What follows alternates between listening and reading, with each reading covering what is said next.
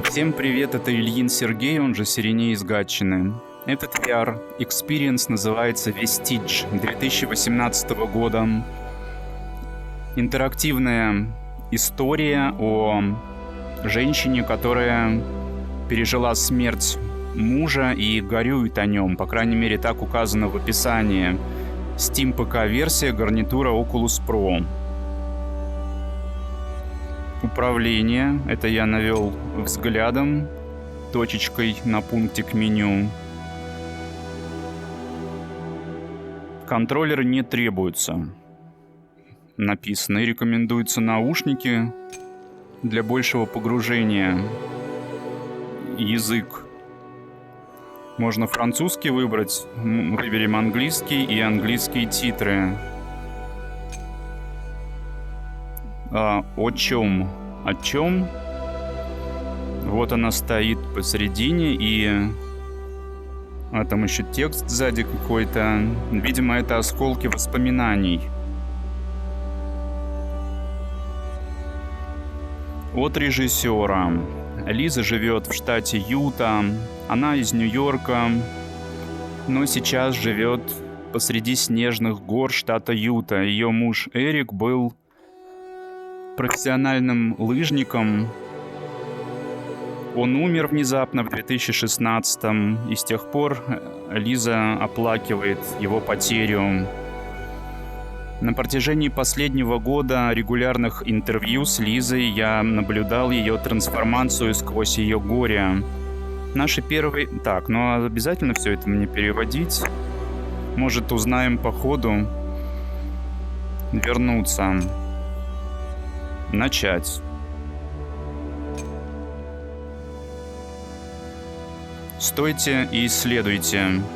То, как вы перемещаетесь в пространстве, повлияет на историю. Контроллеры не требуются.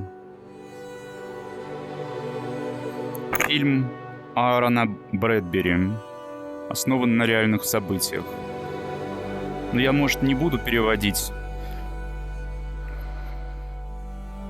А может, и буду. Наша память — более идеальное место, нежели Вселенная.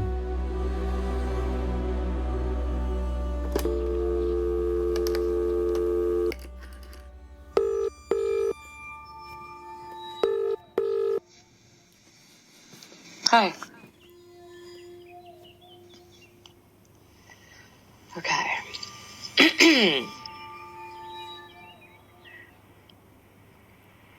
Eric was a pro skier, lived all over the world, daredevil, bad boy, but a beautiful bad boy. You know what I mean? I mean, like, beautiful inside, abundant, spiritual. Like, Eric was a better person than me. Do you know what I mean? Like, he was naughty, but he was a better person than me. The memories are beautiful. Yes, I've got bad memories, you know, and I mean, of course I've got bad memories. Every relationship does. But most of the memories are fucking beautiful. Fucking beautiful. Fucking beautiful. I remember we really crushed 6 years, you know, like, what didn't we have in there? But I can still remember the feelings of falling in love with him. I can remember very specific moments too. Like being in Norway before we were fully together.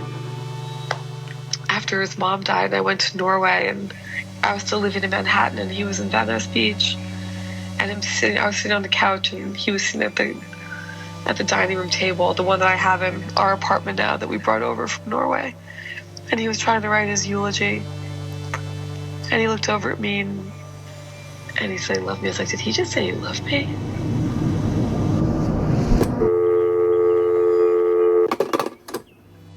We used to like to sit out on the balcony at night during the summer in our gravity chairs and sing Pink Floyd, How I Wish You Were Here. On the patio, there you can see the out patio, a couple of chairs, and we used to take a little speaker out there and put a wine or beer. And I just smoke a little weed. And we'd sit there holding hands. Eric liked to do this lazy costume where he'd put earbuds in, and he had a very realistic dildo. And he would hang that out of his pants, and people say, "What are you?" He's like, "I'm just rocking out with, my cock out." I was like, oh my God.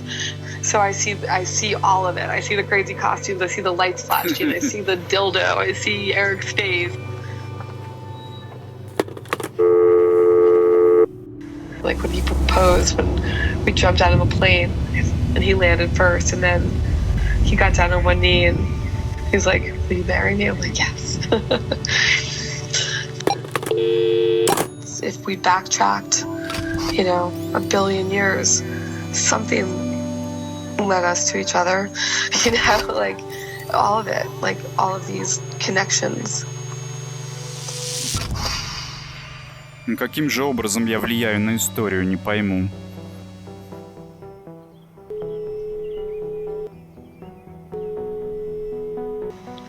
And Lane, it was like a hot summer day, and we lived on the boardwalk in Venice, and it was this shit show. In Harlem, I had a washer and dryer. Nobody has that in Manhattan. And then I moved to Venice. I was like, no washer and dryer. It's kind of like this shithole on the beach, but I didn't care. And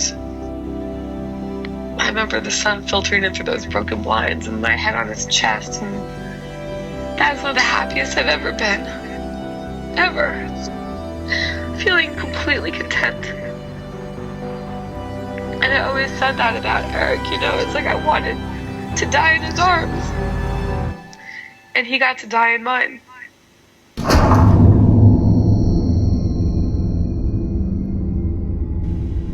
Grief doesn't give a shit. It loves to grab you by the throat whenever it feels like. And it terrifies you. I cannot tell you how many strangers I've cried with this year in their arms, how many people have hugged me. It's embarrassing. But it's also not. I also don't care. Because I can't hide how I feel about Eric. I still show people Eric's pictures all the time. I'm so proud of him, so proud of him. I'm as proud of him now as when he was alive. I always show people pictures of like, oh, this is my husband. And, he was the biggest thing in my life and the most important thing in my life. And I don't know how to let him go.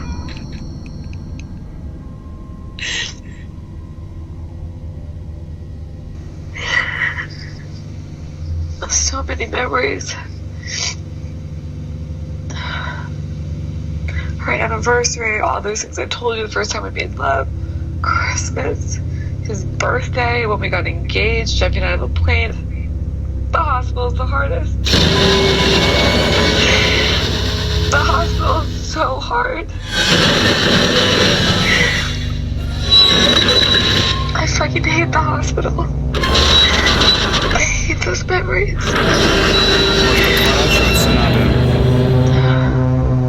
It's like I keep getting, I feel like I'm in a black abyss. And I like claw my way out for these little bright spots, but I'm like yesterday I was in the bathroom till 3 p.m. just trying not to take a pill, trying not to have a drink. Just crying and screaming for Eric.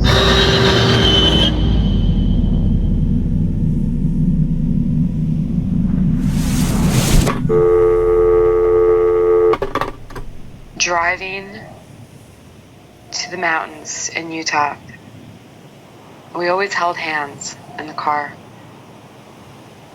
So, like, what reminds me of Eric, where I feel him the most,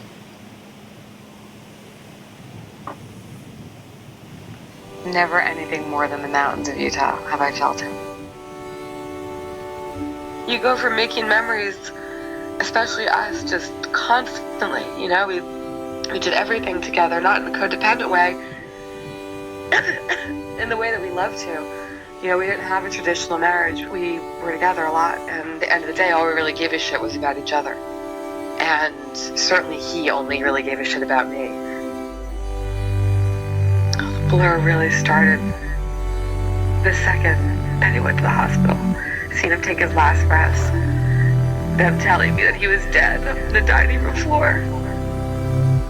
and then reviving him, and then the coma, and then making the decision to take him off life support.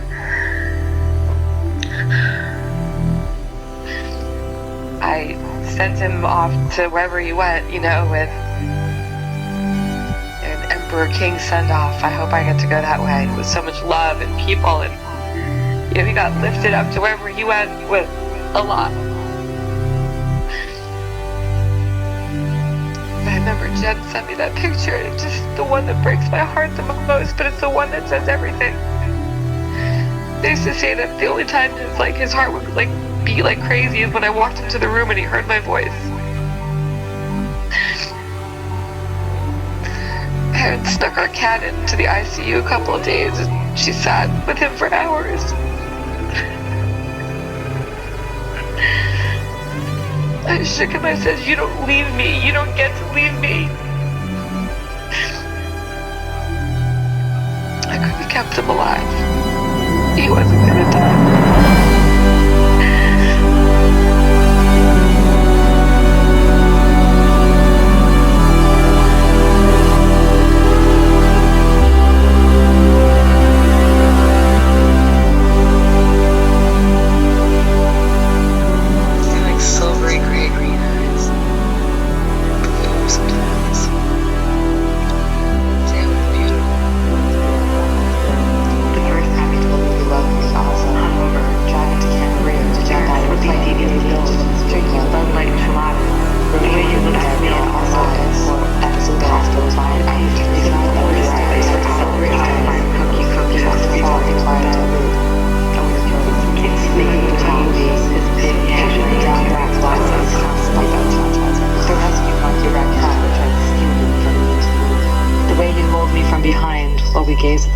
From our balcony. 1 second, your entire world is shattered. Shattered. Everything that you knew 2 seconds ago is gone. I ask, you know, what is grieving? Grieving is fear. You know, it's the unknown. It's the time period between your weakest, most suicidal self and your strongest, most enlightened self. And it's cracking wide open and transforming. Now I can see the process of grieving and what it gives you. It's grief is your teacher, and it's the agonizingly best teacher for what we hate talking about the most, death. I've become grateful for the grief because it helps me see beyond what I thought I knew.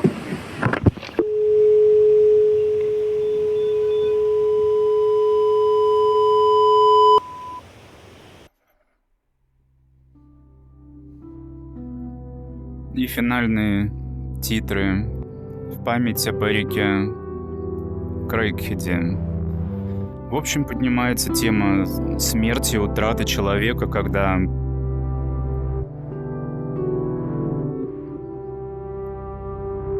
был человек и нет человека, нет целой вселенной. Для многих близких людей этому человеку это, конечно, страшная трагедия. И о том, что скорбь — это тоже полезная штука, которая помогает залечивать раны. В общем, об этом был experience. Я не переводил онлайн, потому что много было сказано, и можно было перевести некрасиво, поэтому пусть бы это все остается в оригинале, субтитры фоном шли. Кто знает английский, тот понял. Это был Ильин Сергей, он же Сиреней из Гатчины. Ставьте лайки, подписывайтесь, смотрите другие мои ролики. Всем пока.